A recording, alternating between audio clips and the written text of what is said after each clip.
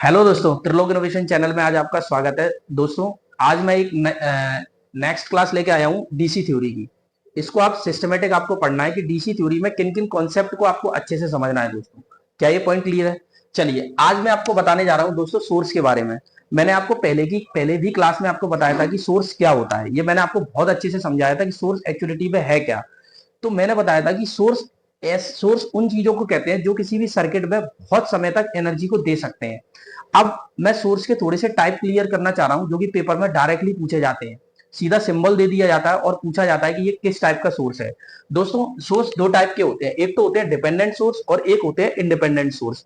दोस्तों, dependent source और independent source क्या होते हैं? ऐसे सोर्स जिनकी एनर्जी खुद पे डिपेंड करे वो कहलाते हैं इंडिपेंडेंट सोर्स। और ऐसे सोर्स जिनकी एनर्जी किसी दूसरे पे डिपेंड करे तो वो कहलाते हैं डिपेंडेंट सोर्स। ठीक है ना? डिपेंडेंट सोर्स के ये चार एग्जाम्पल हैं, आपके सामने चार सिंबल हैं।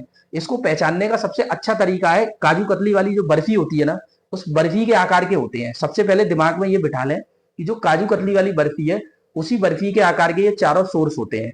दूसरा, अब हम इसका नामांतरण कैसे करते हैं वो सीखना बहुत जरूरी है, आपको याद नहीं करना पड़ेगा। भाई लोगों, ये प्लस और माइनस लिखा है, मतलब ये सोर्स कौन सा है केवल इतना देखें तो आप, ये आपको दिखाई दे रहा है वोल्टेज सोर्स। क्या है ये सिंबल किसका है? वोल्टेज सोर्स का। ध्यान से समझना, ये बहुत इंपॉर्टेंट बात है। सिंबल किसका है? वोल्टेज सोर्स का। डिपेंड किस पे कर रहा है? वोल्टेज पे। तो वोल्टेज कंट्रोल वोल्टेज सोर्स। अरे ये बात समझ में आई? मैंने कितनी इंपॉर्टेंट बात बोली। देखो, ये सोर्स क्या है, सबसे पहले हम इस सिंबल के अकॉर्डिंग लिखेंगे वोल्टेज सोर्स। दूसरी बात, इसकी वैल्यू किस पे डिपेंड कर रही है? वोल्टेज पे ही। तो ये कहलाएगा वोल्टेज कंट्रोल वोल्टेज सोर्स। ये पॉइंट क्लियर हुआ? चलिए, अब मैं दूसरी बात बताता हूं। ये सोर्स कौन सा है? Voltage source. सोर्स कौन सा है? प्लस माइनस देख के आपको समझ में आ रहा है, वोल्टेज सोर्स। लेकिन इसकी वैल्यू किस पे डिपेंड कर रही है दोस्तों? करंट पे। किस पे डिपेंड कर रही है? करंट पे। तो करंट कंट्रोल वोल्टेज सोर्स क्या है? ये करंट कंट्रोल वोल्टेज सोर्स। अब हम बात करते हैं तीसरे की। ये सोर्स कौन सा है? ये सिंबल कौन सा है? करंट का। तो मैं इसको क्या बोलूंगा? Current source. और इसकी वैल्यू किस पे डिपेंड कर रही है? वोल्टेज पे। तो ये है voltage controlled current source. Voltage से कंट्रोल हो रहा है और सोर्स कौन सा है? Current source.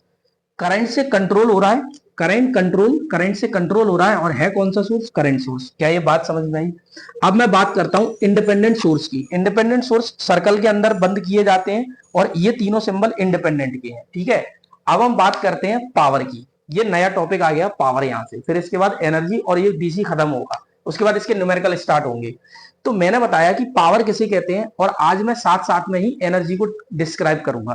पावर किसे कहते हैं और एनर्जी किसे कहते हैं? दोस्तों, इस चीज को समझना बहुत जरूरी है।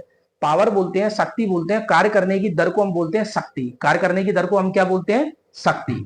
ठीक है ना? ये लिखा हुआ है कि कार्य करने की दर को हम शक्ति बोलते हैं। तो P बराबर W/T। दूसरी बात, ये एक अदिश राशि है, ये बेशरम है, इस पर कोई किसी का सिस्टम नहीं चलता है। ये सीधे जहां अपनी दिशा और समय के साथ बदल लेती है। दूसरा, पावर यूनिट क्या होती है? पावर की जूल प्रति सेकंड या वॉट होती है। दूसरा, पावर के तीन फॉर्मूले होते हैं, एक V into I square into R और V स्क्वायर अपॉन आर। अब हम यहाँ इंपॉर्टेंट बात कर रहे हैं, ये बहुत इंपॉर्टेंट फॉर्मूला है। सीरीज में power direct P1 P2 upon P1 plus P2 से निकालते हैं, पैरेलल में पावर डायरेक्ट ऐड कर देते हैं। ये बात समझ में आई? ये हमेशा एडिशन रूल को फॉलो करती है। किस रूल को फॉलो करती है दोस्तों? एडिशन रूल को। अब हम, ये इंपॉर्टेंट रिलेशन है पावर की कि भाई 1 किलोवाट बराबर होता है 1000 वाट। पहला पेपर में डायरेक्ट पूछा है। 1 horse power equal to 746 watt. ये ब्रिटिश में होता है। किसमें होता है दोस्तों? ब्रिटिश में। 1 हॉर्स पावर इक्वल टू 735.5 होता है मीट्रिक में। क्या ये बात समझ में आई?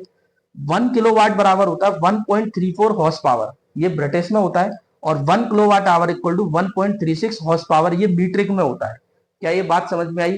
तो पावर को आपने अच्छे से समझ लिया। अब मैं आपको प्रैक्टिकली समझाता हूं पावर और एनर्जी एक्चुअलिटी में क्या है।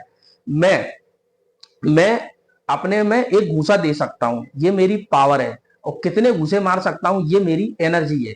बात समझ में आई? मैं पढ़ सकता हूं, ये मेरी क्या है? पावर। और कितने घंटे पढ़ सकता हूं, ये मेरी क्या है? एनर्जी। क्या ये बात समझ में आई? आप किसी काम को करते हैं तो वो आपकी पावर है, और कितनी देर तक कर सकते हैं वो आपकी एनर्जी है। क्या ये पॉइंट क्लियर हुआ? क्या ये बात समझ में आई कि मैं इस दीवार को फोड़ सकता हूं, मैं इस बोर्ड में घूसा मार सकता हूं, ये मेरी पावर है, लेकिन कितनी देर तक घूसे मार सकता हूं, ये मेरी एनर्जी है।